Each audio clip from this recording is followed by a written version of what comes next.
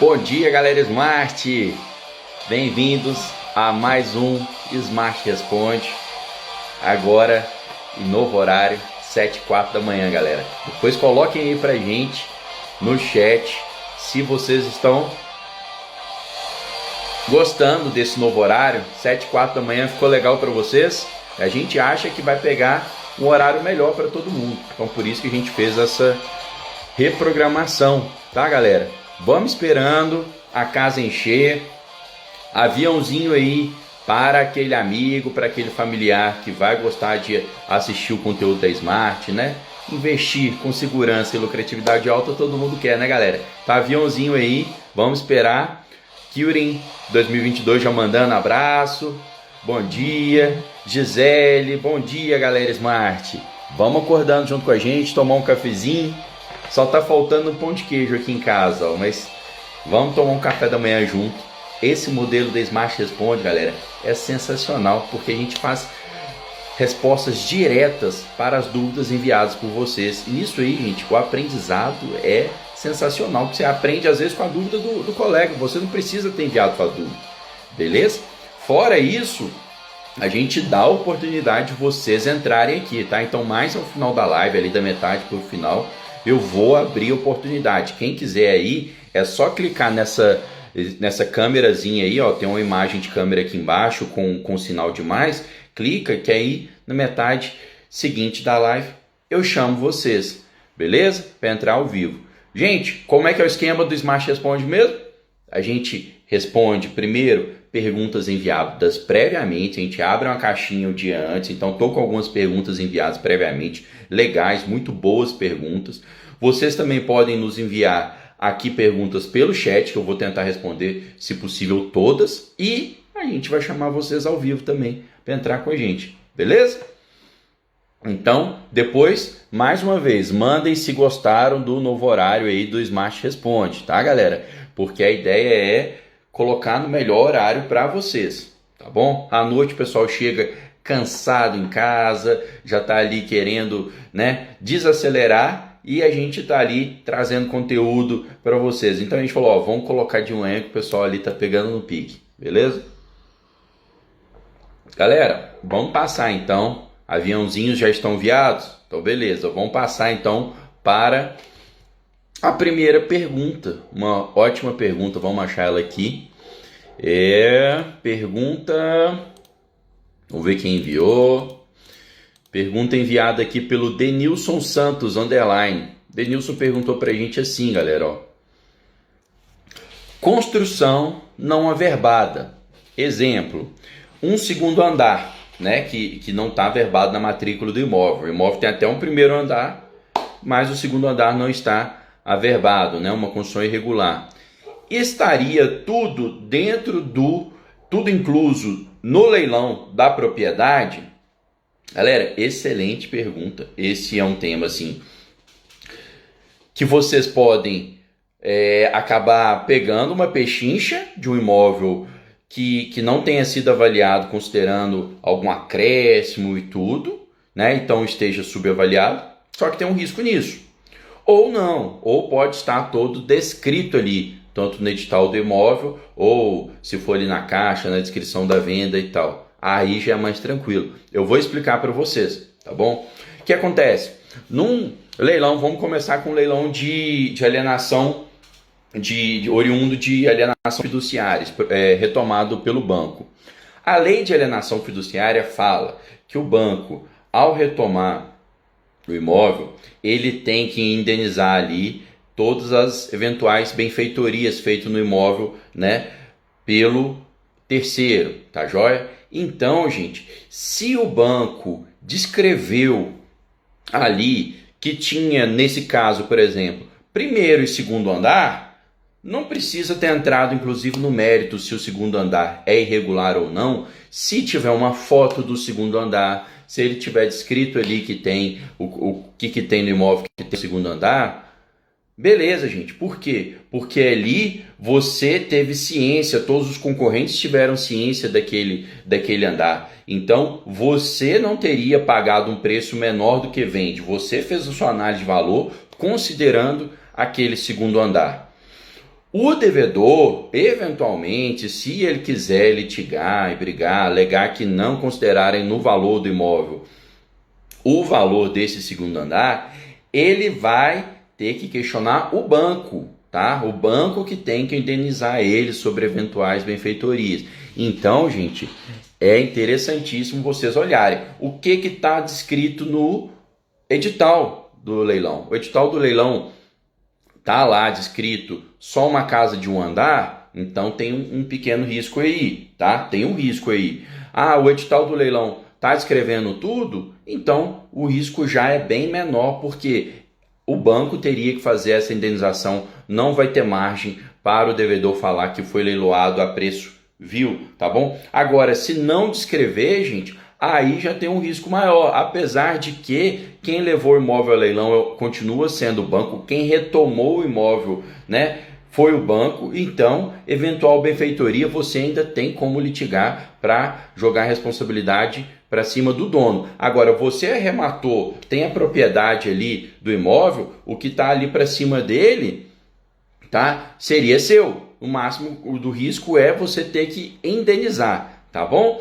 E aí, gente, um outro detalhe é que você pode ter alguma dificuldade para registrar um imóvel também com construção irregular. Porque pensa bem, numa carta de arrematação, num contrato de compra e venda, vai estar lá falando, fulano adquiriu uma casa de 100 metros quadrados. Pronto. Aí, na hora que chega lá no cartório, por exemplo, você está lá com um título aquisitivo de uma casa de 100 metros quadrados e o IPTU ou o ITBI que você pagar vai estar falando 200 metros quadrados, porque construíram mais um andar. Ali o cartório pode dar uma série de pendências, então vocês têm que ter algumas técnicas ali para conseguir registrar o imóvel certinho, né? Você tem alguns princípios que você pode adotar ali, da cindibilidade, por exemplo, e aí, se for o caso, registrar o terreno e ficar ali pendente a questão da construção. Então tem algumas técnicas, dá para registrar, mas pode dar pendência no cartório. Mesma coisa, gente, no leilão judicial. No leilão judicial, se vocês observarem que tem uma construção irregular, ou mesmo que está sendo vendido terreno e que tem uma construção no local, o que importa é pegar o título, o laudo de avaliação do imóvel e ver se o perito ou se o oficial de justiça, se eles avaliaram a construção que está lá. Se ele avaliou a construção que está lá, não há de se falar em preço vil, né, galera? Você, né, por mais que está irregular, o oficial avaliou com relação ao que está lá no imóvel. Então também não tem perigo nenhum. Da mesma forma, se o oficial não avaliou esse acréscimo, se, por exemplo, está sendo leiloado um terreno, você sabe que lá tem uma construção, e quando o oficial de justiça foi lá avaliar, ele não citou a construção, sim, o devedor vai poder alegar que foi preço vil, que existia uma construção no local e tal. Então pode sim dar um probleminha. Lembrando sempre, né, galera? Só existe nulidade se ela for alegada. Muita gente às vezes nem alega. Então ali a escolha do risco-retorno seu, você vai fazer em cada caso, tá bom? Então essa primeira pergunta foi muito interessante. Não tem problema, a princípio, ter uma construção não averbada, tá? A princípio, você tem que ler o que está descrito no edital. Se estiver citando aquela construção não averbada, ótimo. Posteriormente, você tem que entender que uma construção não averbada pode te dar alguns problemas. Por exemplo, um imóvel com a construção com a área não averbada muito grande pode não dar empréstimo, dar financiamento pelos bancos. Os bancos podem chegar e falar assim, não, tem uma diferença de área muito grande e eu não vou te financiar, não vou vender para um terceiro financiado. Daí vocês têm que avaliar, não importa, o preço tá bom, eu prefiro continuar com ela irregular ou não, eu depois vou regularizar essa construção. Vou atrás de prefeitura, vou atrás do que for, vou regularizar essa construção que está tranquilo para mim. Aí é uma avaliação que vocês vão fazer caso a caso. Beleza, galera? Respondida a primeira pergunta enviada no chat anteriormente. Galera, enviem aí pergunta no chat, tá? Que eu vou responder também as perguntas enviadas aqui ao vivo, tá bom? Então, eu vou passar para a segunda pergunta enviada no chat anteriormente, mas podem enviar aí perguntas no chat que eu estou aqui disponível para responder elas também. Vamos passar para a segunda pergunta, vamos ver de quem foi. Ferreira Adal. Ferreira Adal perguntou, vamos ver. Para participar de leilões, é necessário ter o registro de corretor de imóveis? Boa pergunta e não precisa, Ferreira, tá? Qualquer pessoa pode participar de leilões de imóveis, a gente pode ser um arrematante de imóveis de leilão. É isso que a Smart faz aqui com vocês. Nós estamos aqui difundindo o conhecimento para vocês arrematarem imóveis em leilão, serem investidores em imóveis de leilão. Por quê? Porque é uma área pouco difundida, é um investimento altamente seguro e altamente lucrativo, coisa que não existe uma relação risco-retorno igual no mercado. A maioria dos investimentos que te prometem a ter ali um potencial de ganho, por exemplo, de 100% ao ano, é investimento altamente com uma variância muito grande, tá? Você vai investir em ações, em criptomoedas, tem chance dela valorizar 100%? Tem, assim como tem chance dela despencar a 50%, a virar pó, tá? Então são investimentos de risco. Leilão não, leilão te propicia um investimento alto com um risco baixo, tá bom? Então esse é um diferencial dos leilões. Não precisa ser advogado, não precisa ser corretor, não precisa ser engenheiro, tá? Todo mundo pode participar de imóveis de leilão. Não existe cambalacho, igual muita gente acreditava anteriormente que era só ali cartas marcadas. Não é. Qualquer um de vocês pode arrematar imóvel de leilão. Talvez a pergunta do Ferreira tenha sido mais para o lado de, na hora que ele perguntou participar de leilões de imóveis, tenha sido assim, para eu ser um leiloeiro, né? Para eu leiloar um imóvel de leilão, eu preciso ser corretor de imóveis? Também não, tá? Esse ponto eu acho que até é estranho, mas você não precisa para intermediar, para leiloar um imóvel de leilão, tá? Você não precisa ser corretor de imóveis. Você precisa sim ser um leiloeiro público, tá? Credenciado. E como é que você se torna um leiloeiro público credenciado?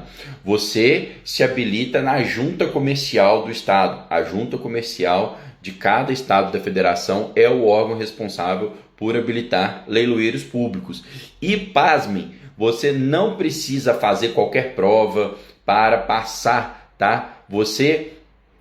Para você ser um corretor de imóveis, por exemplo, você tem que fazer lá tipo uma pós-graduaçãozinha, né? Umas provinhas lá, um curso e tal. Para ser leiloeiro público, gente, você tem que demonstrar notório saber, você tem que mostrar, nem notório saber eu acho que precisa, reputação ilibada e pagar uma taxa, a depender do estado.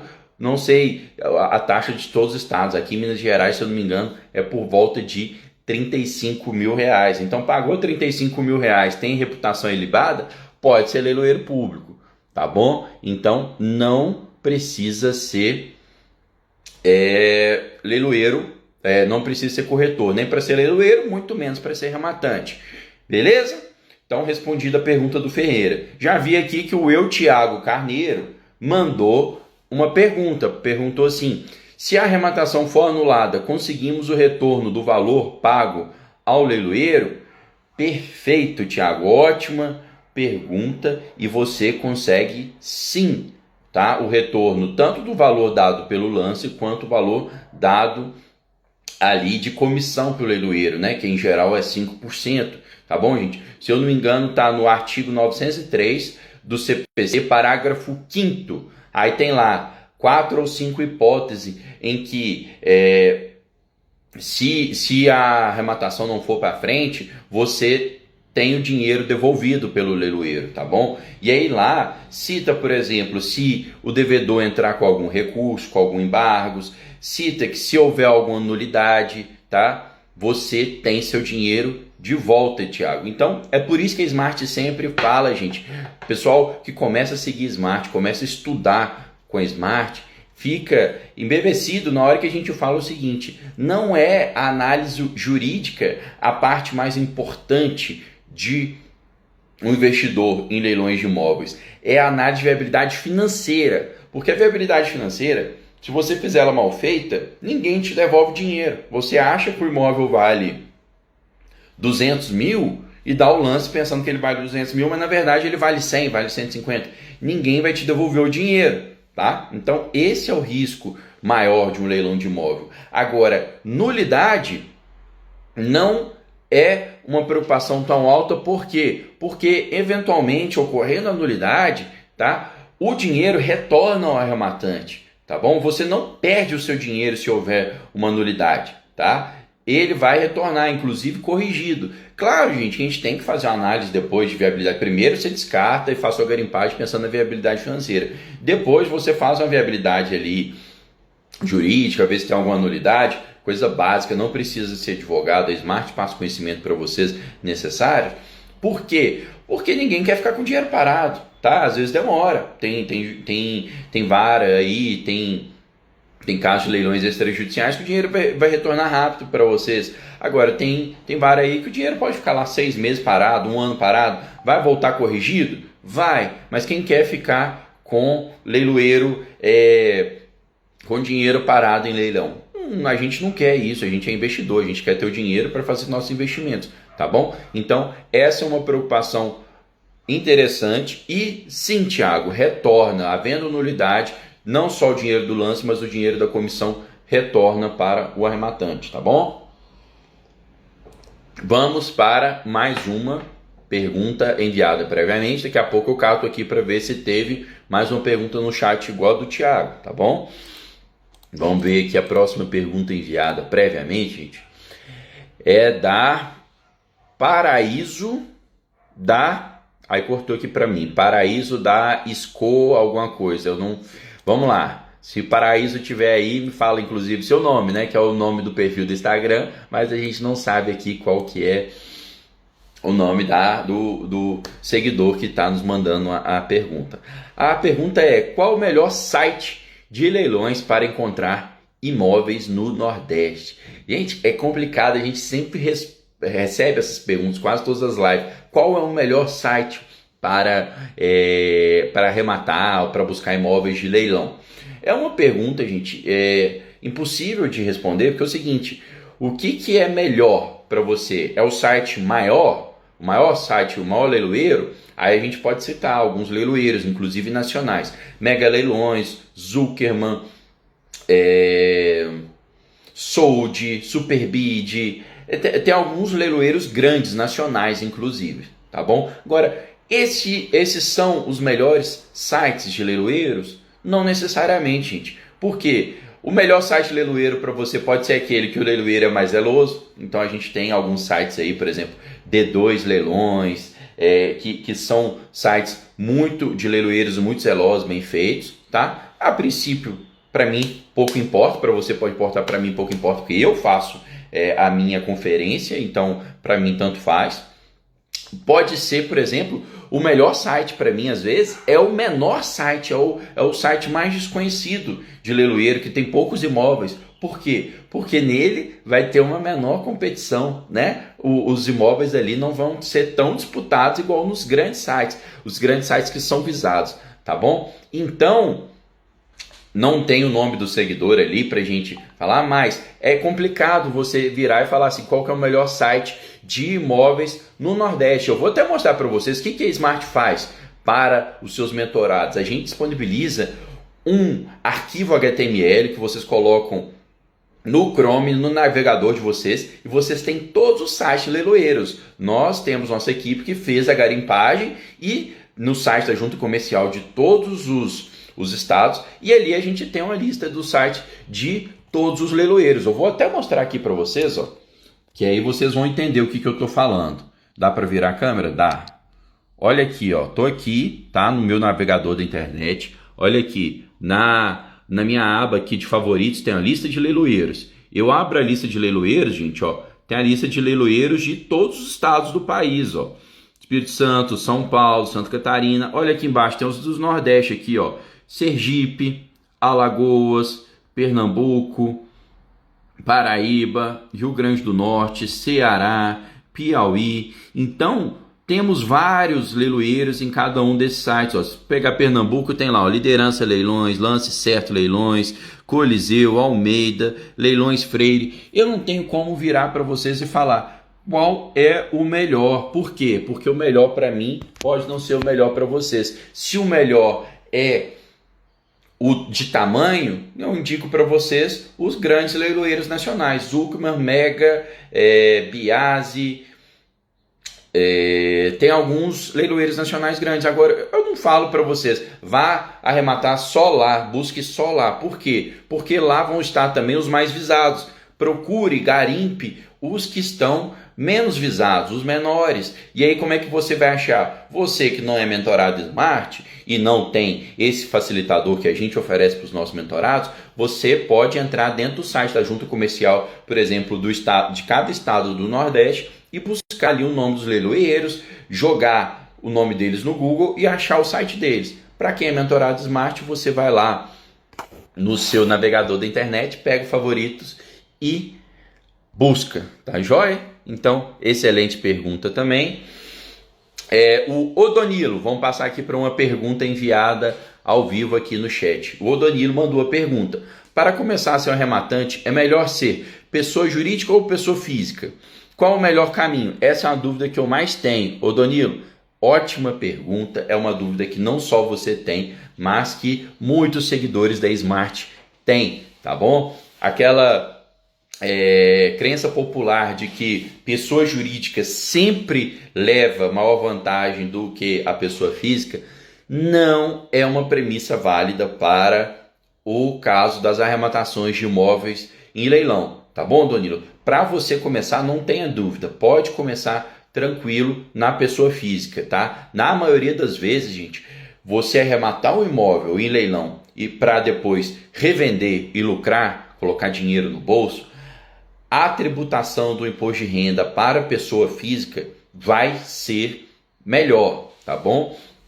Por quê? Porque a alíquota da pessoa física no lucro, no ganho de capital, ela é de 15%, tá? A não ser imóveis ali acima de 10 milhões, se eu não me engano, aumenta a alíquota. Mas enfim, em geral, a alíquota é de 15%, só que ela é sobre qual base de cálculo? O lucro. Tá? Então, se você arrematou por 100 mil e revendeu por 200, vamos esquecer aqui para fins didáticos dos custos da arrematação, que também são dedutíveis, mas você teria que pagar 15% sobre 100 mil, só que é só o lucro, só a diferença, tá bom? Então, você pagaria 15 mil reais, beleza? Agora, a alíquota de uma pessoa jurídica ali num lucro presumido, por exemplo, no lucro simples, vamos colocar ali que a alíquota vai ser uns 8%, vai ser metade, tá, da pessoa física. Só que ela é incidente sobre a base de cálculo do valor inteiro da sua venda. Então, se você comprou um imóvel por 100 mil, revendeu por 200 mil, a alíquota na pessoa jurídica, empresa do simples ou lucro presumido, vai ser ali sobre os 200 mil de venda. Então, 8% sobre 200 mil vai dar 16 mil reais, tá? De imposto de renda. Então, consegue perceber que apesar da alíquota ser menor, o imposto acaba sendo maior? Então, é isso, galera, tá? Em geral, pessoa física é melhor para arrematar e revender imóveis de leilão. Para que é interessante ter uma pessoa jurídica? Às vezes, se você quiser arrematar o imóvel para explorar renda passiva, para ficar com o imóvel e explorar aluguel, aí sim, nas receitas de aluguel, você pode ter uma tributação menor sendo pessoa jurídica, tá bom? Lembrando que Simples Nacional não pode alugar imóveis, não pode obter receitas de aluguel. Pode ser legal ter pessoa jurídica para fazer uma cotização. A gente incentiva muito vocês a cotizarem. Fazer uma cotização entre 2, 3 pessoas ali, familiares, amigos, ok, fazendo a pessoa física, né? Vocês ali se conhecem, vocês ali assumem um pequeno risco ali de eventual morte ou separação, que pode dar um embaraço, mas é uma arrematação mais tranquila. Agora, numa cotização maior, aí já é interessante fazer por um CNPJ, por uma pessoa jurídica, beleza, Donilo? Mas para começar aqui a sua pergunta, Vai fundo com pessoa física que você não vai estar perdendo dinheiro com imposto. Pelo contrário, é mais barato. Beleza? Vamos passar para a próxima pergunta enviada previamente. Depois o Danilo responde aí se ficou claro aí a resposta. Vamos ver a próxima pergunta de qual seguidor que foi. Foi do Robert Warley. Robert Warley mandou uma pergunta aqui pra gente. Vamos ver qual que é a pergunta do Robert. Tá um pouquinho, o Instagram tá colocando pra gente aqui um jeito diferente de ver as perguntas. E aí fica difícil tanto de ver o nome do seguidor junto com a pergunta. Mas vamos lá. 1, 2, 3. A pergunta do Robert vai ser essa aqui. Como faço para ter acesso ao cadastro / pesquisar pessoa que ocupa o imóvel? Ótima pergunta também. Gente, a gente aprende demais aqui com a pergunta do colega no Smart Responde. Esse modelo é, às vezes, melhor do que live com tema único. Por quê? Com a live com tema único, a gente passa ali meia hora, 1 hora, explicando para vocês em profundidade algum tema. Agora, aqui, nesse Smart Responde, a gente está respondendo várias perguntas, talvez não de forma aprofundada, mas a gente assana a dúvida de cara. Quer alguma coisa mais aprofundada? Pode ter certeza que lá no YouTube da Smart Leilões nós vamos ter um vídeo específico, né, tratando dessa questão de forma mais aprofundada. Então quem segue a gente aqui no Instagram, mas não segue lá no YouTube, segue nosso canal do YouTube, porque lá nós temos vídeos mais aprofundados, tá bom? Aqui esse modelo é sensacional para tirar a dúvida de bate-pronto. Essa dúvida, por exemplo, do Robert: como faço para identificar, achar quem está ocupando o imóvel? Gente, utilize da vistoria online que a gente fala. A gente tem todo aí um aparato de ferramentas para descobrir quem é que está ocupando, qual que é a situação do imóvel e tal. Para descobrir quem é que está ocupando, o que a gente faz? A gente faz uma pesquisa em sites de dados cadastrais, tá? Existem vários sites aí hoje oferecendo os dados cadastrais, gente. Hoje em dia, infelizmente ou felizmente, a depender do caso, nossos dados são praticamente públicos, tá? Estão rodando na internet. Temos o site do Serasa, por exemplo, temos o site do Informe Cadastral, que é um site que a Smart Leilões tem convênio também, porque você consegue lá fazer uma pesquisa cadastral básica por R$2, você que não é mentorado Smart. Mentorado Smart faz por 30 centavos, gente. E aí você tem várias formas de fazer a pesquisa cadastral, Robert. Por exemplo, você sabe o CNPJ do devedor, por exemplo. Você pode pesquisar o CPF do devedor. Você pode pesquisar lá pelo CPF do devedor. Você vai encontrar ali os dados cadastrais dele. Telefone, e-mail, renda, tudo tem lá, tá bom? Mas eu acho que não é o devedor que mora no imóvel mais. É outra pessoa. Você pode fazer a pesquisa por endereço, tá? Aí você pode ir lá fazer a pesquisa. Eu quero saber, tá, o nome da pessoa, o CPF, que mora na rua tal, número tal. Você pode jogar o endereço exato e descobrir, tá? Pelo site Informe Cadastral ou por outro site de buscas cadastrais. Mais do que isso, mas você não quer ligar diretamente para o ocupante, você quer ali comer pelas beiradas, que é o que até a Smart incentiva. Você pode fazer uma pesquisa no intervalo, por exemplo, você está arrematando o imóvel, quer arrematar o imóvel na rua A número 500. Você pode colocar lá: eu quero que você me traga os dados dos moradores da rua A número 100 até rua A número 1000. Pronto, vai trazer uma lista ali de moradores. E aí você vai poder ligar para o síndico, se for um imóvel condominial, vai poder ligar para o vizinho, perguntar: opa, tudo bom? Você sabe quem que mora ali naquela casa? Você tem o contato dele? Como é que tá? Quanto tempo que ele mora lá? E tal, fez reforma, não fez reforma? Gente, vocês conseguem informações do Arco da Velha se vocês comerem pela beirada, tá? No imóvel condominial, então, gente, você pode jogar o endereço exato, rua A500, que vai vir ali a lista dos moradores de todos os apartamentos, gente. É isso, tá? Nossas informações hoje estão públicas na internet. Nós da Smart utilizamos o site Informe Cadastral. Nossos mentorados fazem pesquisas por 30 centavos, tá bom, Robert? Então, é esse o caminho para fazer a pesquisa cadastral. Vamos ver aqui uma pergunta enviada ao vivo. Luciano Alberto Pinho, nosso maior seguidor aí, Luciano, está sempre presente aí no Smart Responde. O Luciano dessa vez não enviou pergunta prévia, mas enviou uma pergunta aqui ao vivo. Perguntou: Pedro, bom dia. Os emolumentos são calculados em base do valor do imóvel? Boa pergunta. Para quem não sabe, emolumentos que o Luciano está perguntando são os custos do cartório, gente, né? Os emolumentos cartorários ali que a gente paga, eles são estipulados pela tabela do Tribunal de Justiça do Estado, tá? Cartórios é uma concessão de serviço público, né? E ali você tem o oficial para praticar atos ali necessários para dar mais segurança para as transações, e eles cobram tabelado. É sobre o valor do imóvel sempre, Luciano? Não, não é sobre o valor do imóvel sempre.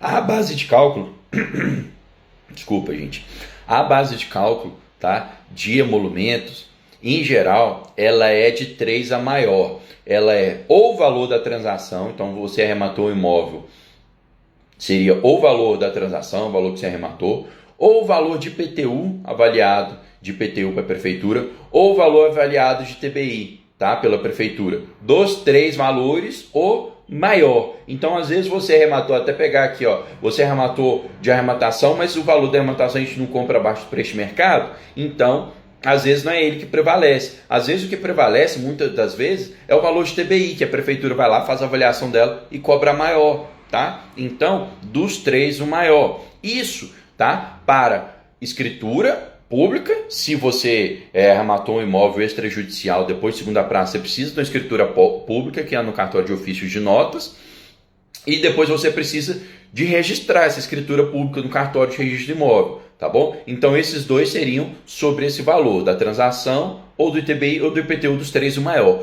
Para registrar alienação fiduciária, que também é registrado no imóvel, quando você financia pelo SFH o imóvel, muita gente não sabe, mas ali a base de cálculo é o valor do financiamento. Então, se você arrematou o imóvel por 200 mil, vai dar 100 mil de entrada e 100 mil financiado. Aí o valor é sobre o financiamento, tá? A base de cálculo dos emolumentos, Luciano, tá bom? Isso é muito importante. Outro detalhe, gente. Ah, mas então se muitas das vezes prevalece o valor de TBI dos emolumentos e a prefeitura fez uma avaliação muito maior do valor de TBI do que eu paguei no imóvel, porque eu sou arrematante e comprei um imóvel barato. Você tem alguma coisa que você pode fazer? Sim, você pode contestar esse valor de TBI. E é o ideal até às vezes que você conteste antes de registrar, porque muita gente às vezes paga e vai contestar depois. Pode fazer isso? Pode, só que aí talvez você vai ter o dinheiro do TBI de volta lá na frente, mas o dinheiro dos emolumentos cartorários já vão ter sido calculados sobre um valor maior e você não vai ter esse dinheiro de volta. Então, se você conseguir ali contestar, tanto administrativamente, o que muitas vezes não dá resultado, quanto entrar com a tutela de urgência aí e pedir na justiça para diminuir o valor do ITBI, você consegue economizar também nos emolumentos cartoriais, tá bom? Então, ótima pergunta completa aqui do Luciano. Boa, Tiago mandou outra pergunta aqui, eu vou voltar em perguntas prévias e aí depois eu respondo a pergunta do Tiago. Vamos lá agora, vamos ver qual a próxima pergunta prévia temos aqui para passar para vocês.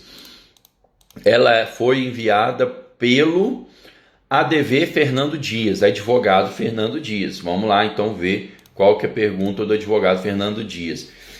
Pergunta do advogado Fernando Dias é: já arremataram flat? Será que vale a pena?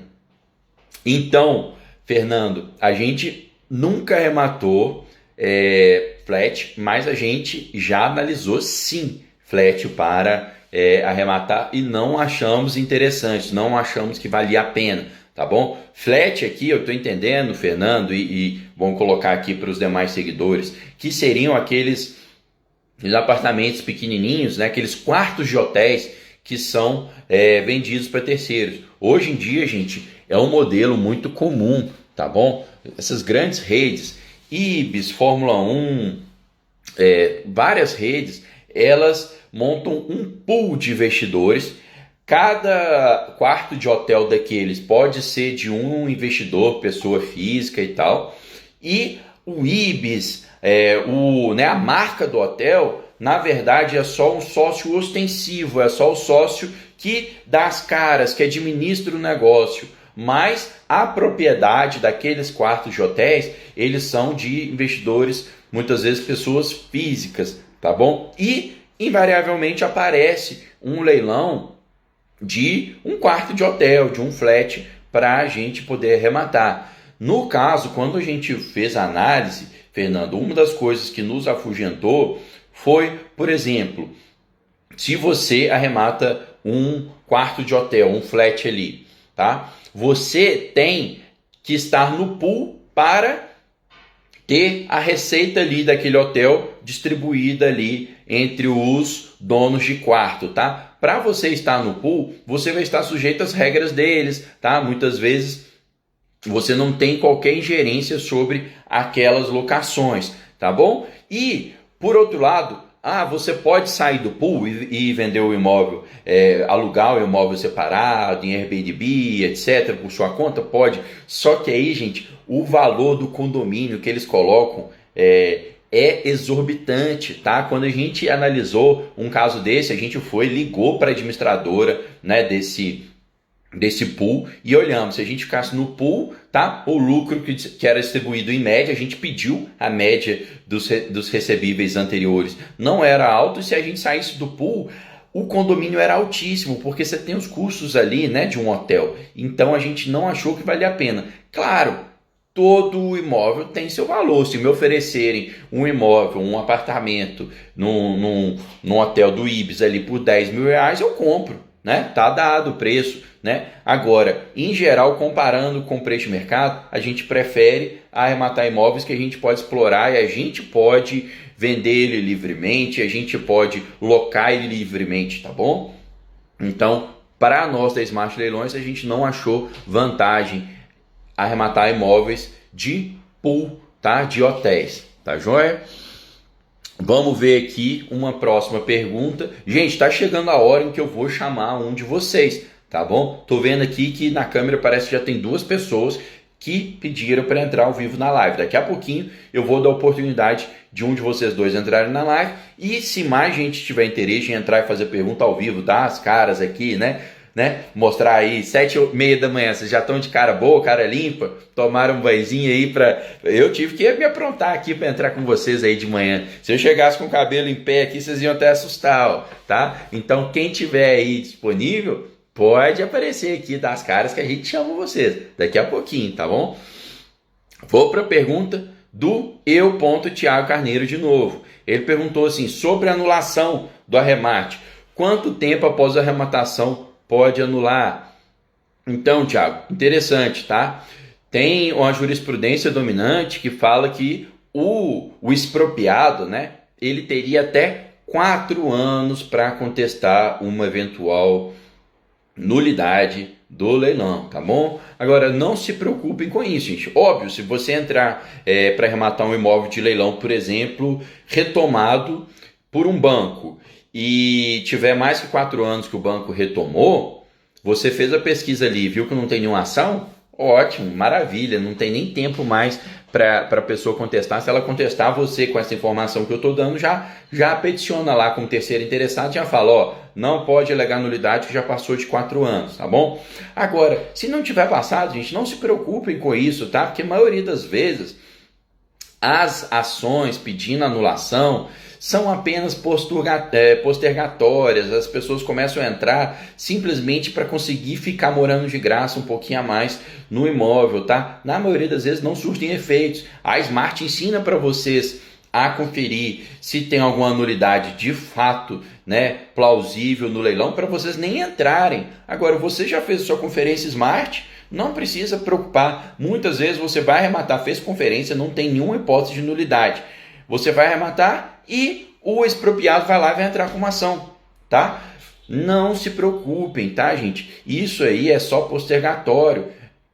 Você fez sua conferência correta, não se preocupe que não vai dar em nada, tá? Se der, é aquilo que a gente falou, devolve o dinheiro, tá? Mas em geral não dá em nada. Mais do que isso, tá, gente? O artigo 903 do CPC fala que a arrematação é completa, acabada e eficaz, e eventual nulidade futura resolve-se em perdas e danos. O que isso quer dizer? Que o imóvel, se você rematou, já registrou o imóvel vai continuar sendo seu, tá? Então, eventual banco ali, que também tem dispositivo semelhante na lei de alienação fiduciária, o exequente, tá? Podem aí ter que se responsabilizar ali pelas perdas e danos futuras. Você, arrematante, já registrou, né? Raríssimas exceções pode ser cancelado um registro, tá, em seu nome. Então não se preocupem com isso. Se você é um arrematante smart e sabe fazer sua conferência, tá? Não se preocupem com nulidades. Mas sim, o expropriado pode ter até 4 anos, segundo a jurisprudência dominante, tá bom, Thiago? Vamos passar aqui para a última pergunta enviada previamente, tá? E aí a gente passa para abrir o chat ao vivo aí para quem tiver interesse, tá bom? Tô vendo aqui também que tem perguntas da Andréia Bonfim, tá? No chat. Vou responder essa também, tá bom, Andréia? Então vamos lá. A pergunta de agora é do Everton Coelho 1. Everton, vamos ver qual que foi a pergunta do Everton. Bom dia, pessoal. Em que momento posso enviar a notificação extrajudicial? Preciso aguardar registro? Não precisa guardar registro, Everton, de jeito nenhum. Não mata a gente do coração, não, tá bom? Gente, existe jurisprudência, tá? Tanto no sentido que você é legítimo, até para entrar com uma eventual ação de missão na posse, só com a escritura pública, tá? Ou, no caso, né, contrato de financiamento que tem força de escritura pública. Tá bom? Então, nesse momento, até a ação de missão na posse, se necessário, você já poderia entrar, você não precisaria esperar registrar, porque lembre-se bem, primeiro, se não for no leilão judicial, se for no leilão extrajudicial, que não for também de primeira e segunda praça, você tem que fazer ou um contrato de financiamento ou uma escritura pública. Nesse momento, você já está hábil a entrar com uma ação de missão na posse. Mas, gente, seguinte... notificar para desocupação acontece normalmente em leilão extrajudicial. Em leilão extrajudicial já aconteceu a consolidação de propriedade pelo banco antes, tá? A partir do momento da consolidação de propriedade, aquela ocupação pelo devedor já é irregular. O imóvel já é de propriedade do banco, né? A posse deveria estar com o banco, tá bom? Então o banco já poderia, inclusive, antes do leilão, estar ali litigando, requerendo a posse. Tanto é assim que tem alguns bancos que entram, tá, com ação de reintegração de posse ou de emissão na posse para já talvez leiloar o imóvel desocupado, tá? Então o banco já poderia, a partir da consolidação, ter pedido ter entrado com ação de emissão na posse e tal. Nós entendemos, então, que no leilão extrajudicial, a partir do momento em que a gente fez o arremate foi bem sucedido, né? Aí eles dão ali primeiro um recibo, uma ata de recibo ali, né? Similar à carta de arrematação para a gente e falam, ó, você tem até tanto tempo para pagar. A partir do momento que a gente está com esse recibo, né? Que normalmente é no dia seguinte do leilão, e o comprovante de que você fez o primeiro pagamento, seja a primeira parcela, seja à vista, nós já entendemos que nós somos sucessores do banco, tá? E como sucessores do banco a gente já está hábil a começar o procedimento. Se não o judicial, porque ali talvez o juiz vai te pedir a escritura pública e tal, o extrajudicial não tenha dúvida. Então ali ó, é praticamente logo após a arrematação, você já pode enviar uma notificação extrajudicial, não perde tempo. Gente, 90% dos casos vocês conseguem desocupar amigavelmente. Nós já conseguimos desocupar imóveis muito antes de sair escritura pública, antes de sair contrato de financiamento. A gente mostra ali a ata, né, o recibo da arrematação para o ocupante, faz uma notificação bem feita, mostrando as responsabilidades, né, que é melhor para ele também desocupar, porque tem custos, nós poderíamos cobrar dele taxa de ocupação futuramente, nós vamos entrar na justiça, se ele não sair, ele vai ter que arcar com custos judiciais, e aí eles desocupam rapidinho, você consegue às vezes desocupar antes de fazer a escritura, muito menos antes de fazer o registro. Beleza? Então tá aí respondido essa pergunta do Everton, tá joia, galera? Acabamos as perguntas enviadas previamente. Agora nós temos só as perguntas do chat e as perguntas aqui ao vivo, tá bom? Eu vou ler a pergunta da Andréia aqui e a gente avalia aqui já se já chama alguém para entrar ao vivo. E sobre os leilões de Receita Federal, compensa? Pode ser feito por pessoa física? Boa pergunta, Andréia. Eu vou ver se você é uma das pessoas que estão aqui pedindo para entrar ao vivo, tá? Se não for, vou tentar chamar algum colega e logo após eu respondo a sua pergunta. Então a hora é agora, viu, galera? Ó, vamos ver aqui. Nós temos o Diego Henrique de Souza pedindo para entrar ao vivo e a Sueli dos Santos. Vamos tentar primeiro o Diego. Diego, fica no jeito aí que eu vou te convidar para entrar na live, tá bom? Vamos torcer pro Diego estar aí apostos, porque muitas vezes as pessoas clicam sem querer ali embaixo, gente, tá? Então vamos ver se o Diego está aí para participar. Nosso Smart responde. Quem aí ainda não pediu, tem aqui ó, um símbolo de uma câmerazinha embaixo com um sinal de mais dentro da câmera. Só clicar aí e pedir para entrar na live que eu chamo vocês, tá bom? Então vejam aí, Diego, se está a postos, entra aí, já chamei. Não era a Andréia, não era um dos dois, então vou responder a Andréia daqui a pouco no chat. Ou então, se a Andréia quiser pedir para entrar, fique à vontade. Ó, Diego até agora não entrou, então vamos tentar passar para a Sueli. Vamos entrar ali, vamos chamar a Sueli. Sueli, pedi aí, autorizei sua entrada. Vamos ver se você está aí apto a entrar, se está disponível, sua câmera, seu microfone no jeito, para a gente escutar a sua pergunta. Ó, Sueli recusou, tá? E o Diego não pôde participar da live. Acontece, né, gente? Às vezes a pessoa clica sem querer, ou então depois que clicou teve que sair. Estamos disponíveis aqui para se mais alguém pedir para participar, tá bom? Então, tá aqui. Vou esperar, vou responder a pergunta da Andréia, tá? E mais alguma que tiver no chat. Enquanto isso, se mais alguém quiser participar ao vivo, só clicar que vai aparecer aqui para mim, tá bom? Então, a Andréia fez a pergunta, gente, sobre os leilões da Receita Federal. Compensa? Pode ser feito por pessoa física?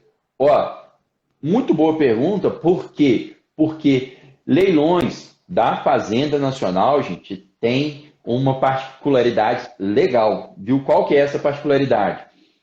O CPC fala de parcelar em até 30 vezes, tá? Nos leilões judiciais em geral, até 30 vezes, e entrada de 5%. Quem segue a Smart há mais tempo já sabe dessa regra. Você pode comprar parcelado, sem juros, dando uma entrada de 25% e parcelando os outros 75% em até 30 vezes, ok? Beleza. Em leilões oriundos da Fazenda Nacional, tá? Vocês podem parcelar por 60 vezes, gente. Então, é o dobro do número de parcelas. Em vez de 30, que é a regra geral, vocês podem parcelar em até 60 vezes. Mas por que isso? Porque existe uma lei específica, né? Era até uma lei lá de INSS, tá? Que aí depois foi incorporada ali por qualquer execução da Fazenda Nacional, falando que aceita parcelamento até 60 vezes. Lei específica vale mais do que a lei geral. Então, pronto, prevalece 60 parcelas em leilões da Fazenda Nacional. Melhor do que isso, lá fala também que não tem uma entrada mínima de 25%. Existe uma parcela mínima de R$500, ou seja, se for um imóvel de pequeno valor, você pode entrar aí, inclusive sem dar entrada, parcelando de 60 vezes, com uma parcela mínima de R$500. Então, dá sim para entrar como pessoa física. Andréia, você pode parcelar em 60 vezes e você não precisa da entrada mínima de 50% ou de 25%, tá joia? Apareceu mais um mais aqui, foi a própria Andréia. Vamos chamar a Andréia aqui, ver se ficou clara a dúvida dela, ou se ela quer esclarecer melhor algum ponto aqui com a gente. Andréia, já aceitei seu convite aí. Veja aí se você consegue. Vai ser um prazer te receber um cafezinho junto, né, galera? Vamos aguardar um pouquinho, ver se a Andréia entra. Enquanto isso, eu vou preencher minha xícara aqui. Gente, eu tomei praticamente uma garrafa de café sozinho pela manhã. Quando a digníssima esposa está em casa, ela toma uma xícara e eu tomo o resto. Se ela não estiver em casa, eu tomo a garrafa inteira. Bom, a Andréia não entrou também. Andréia, não sei se você não conseguiu, que eu vou aceitar de novo entrar ao vivo. Vou pedir aqui para você entrar de novo ao vivo comigo, né? Como você pediu logo após eu fazer o alerta, eu estou achando que você está, sim, com vontade de entrar com a gente ao vivo aqui, então vamos esperar mais um pouquinho aqui, tá? O Epson tinha mandado um bom dia. Epson é da comunidade Smart, advogado fazendo sucesso lá no norte do país, no ramo do direito imobiliário. O Donilo respondeu: ficou claro assim, Pedro, muito obrigado. O Luciano tinha mandado uma pergunta prévia aqui. Pedro, nos imóveis CEF, venda direta financiada, qual o valor a considerar para o imposto de renda? Vamos lá, tem alguma coisa a ver com a pergunta anterior do Luciano? Acho que não, né, Luciano? Para fins de imposto de renda, sempre o valor, seja imóvel CEF, seja imóvel de leilão, judicial, seja extrajudicial não CEF, é o valor da sua aquisição somado com as parcelas, se você financiou, com os juros da parcela, com emolumentos cartoriais e tal. Disso, você pega esses valores, né? Pega o valor de venda, deduz esses valores e aí você vai ter a base de cálculo do imposto de renda, tá bom, Luciano? Gente, a Andréia ali não entrou. Andréia, imagina aí que você teve sua dúvida sanada, já estava tranquila. Então, mais uma oportunidade. Se alguém, eu vou fechar a live aqui no máximo daqui 4 minutos, 8 horas. Se mais alguém quiser entrar ao vivo, chama aí. Mônica, apareceu aqui. Mônica Camargos pediu aqui, apertou na câmera e pediu para entrar. Mônica, vou habilitar aqui para você entrar ao vivo com a gente, beleza? Então vamos chamar a Mônica, vamos ver, gente. Quarta tentativa, vamos ver se a Mônica vai estar apta a entrar ao vivo. Pronto, bom dia, Mônica. Tudo bem? Eu não fui lá me produzir igual você, mas tá bom. Tá dando um delayzinho para mim. Mônica, se tiver jeito de você ir um pouquinho mais para perto do seu roteador, que tá travando aqui para mim. Tudo jóia. Agora. Tudo bem? Estou te ouvindo, agora tá. Começou a melhorar o sinal da internet. Então, a minha dúvida é o seguinte: quando a gente vai pedir o parcelamento, parece que eu tenho que comunicar com antecedência para a leiloeira, não é isso? Mônica, você pode refazer sua pergunta que cortou tudo. Agora eu acho que melhorou o seu sinal. Quando eu vou pedir o parcelamento, eu tenho que comunicar previamente o leiloeiro, né? Pelo que eu entendi. Não, tem. Tá, ficou mais um pouquinho, mas eu acho que eu entendi. Você quer falar assim, quando eu vou pedir o parcelamento, você tem que comunicar previamente ao leiloeiro. Depende, tá? O que acontece?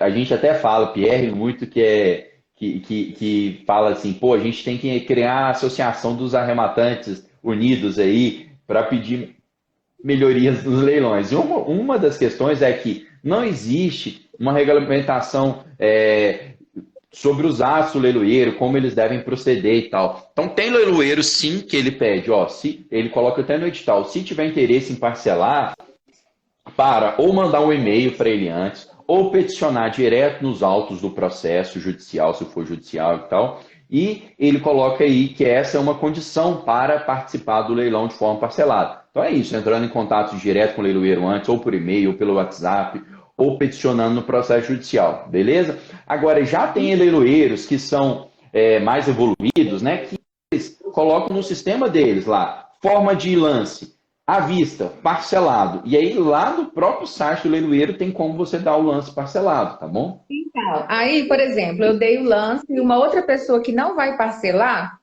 deu também um lance. É prioridade para a pessoa que não vai parcelar ou eu posso competir igualmente?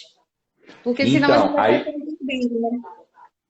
Isso, aí o que acontece? Aí você tem que ver que tipo de leilão que é, como que está no edital, como que a vara que está leiloando o imóvel trabalha em relação a isso. Por quê?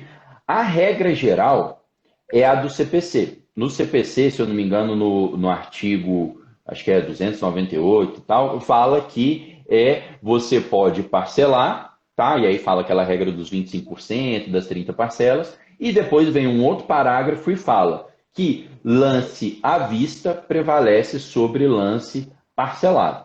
Então, se tiver o regramento do CPC, nesse caso, então o lance à vista vai sim prevalecer sobre o seu lance parcelado. Agora, você tem alguns entendimentos de algumas varas, inclusive varas da Justiça do Trabalho, por exemplo, que entendem que o regramento geral do CPC não vale para elas. Porque, por exemplo, na CLT, que é na Consolidação das Leis Trabalhistas, fala que o imóvel será leiloado pelo maior valor. Pronto. Não fala sobre lance à vista prevalecer sobre lance a prazo. Então, o lance parcelado. Então, eles entendem que pode ter disputa, parcelado ou à vista. Inclusive, esse é uma questão que a gente briga muito. Por quê? O site do leiloeiro, que ele oferece ali o botão de lance à vista e o botão de lance parcelado, a disputa pode ir acontecendo, normalmente. Agora, aquele site do leiloeiro ruim, que não possibilita, que fica pedindo para você fazer a proposta antes e tal, a disputa ali acaba que, né, difícil de acontecer, porque se só tem botão para lance à vista no site do leiloeiro, dificulta essa disputa, entendeu? Entendi. Tá bom. Obrigada, Tá? viu? Nada. Qualquer coisa, manda pra gente inbox lá, que a gente até entra no site do leiloeiro para ver como é que é para você, tá joia? Tá joia. Obrigada. Bom dia. Abraço, bom dia. Galera, legal pergunta da Mônica. A gente vê que tem coisas que é só na prática, né? Como diz o Pierre, na prática a teoria é outra. A teoria tá lá no CPC, falando que lance à vista prevalece sobre o lance parcelado. Agora, né, a gente sabe que na prática existem editais, existem tribunais que falam, ó, pode disputar, não tem nada disso não, tá? Então ali vai ser o maior lance, independente de parcelado ou à vista. Aí a gente tem que ver cada caso, tá joia? Última pergunta aqui, e aí a gente encerra, estou vendo aqui no chat, J. Roberto Prado perguntando o que é melhor, arrematar judicial ou extrajudicial? Roberto, os dois são bons, é difícil falar qual que é melhor, só assim, tal é melhor, não. Um tem pontos melhores do que o outro. O leilão extrajudicial, por exemplo, às vezes você pode parcelar em até 420 vezes. Bacana, né? 35 anos para parcelar, igual o financiamento normal. Porém, tem juros.